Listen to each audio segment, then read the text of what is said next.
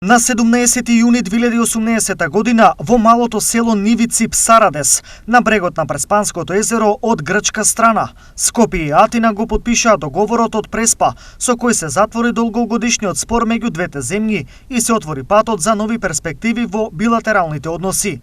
Договорот, кој многумина го сметаат за историски, но и модел за мирно решавање на споровите, го потпишаа тогашните министри за надворешни работи на Северна Македонија и Грција, Никола Димитров и Никос Коцијас во присуство на тогашните премиери Зоран Заев и Алексис Ципрас, посредникот во преговорите Метју Нимиц.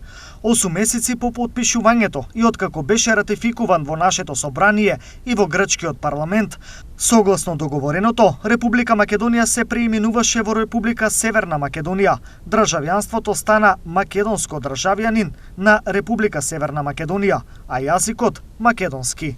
На решението му претходеа преговори што траја 27 години. Периодично беа со позасилено темпо и почести средби, но имаше и периоди кога беа во застој и прекин, но секогаш завршуваа без заемно прифатливо решение, се до крајот на 2017 година, кога се интензивираа разговорите по речиси 3 годишен застој и беше постигнат договорот.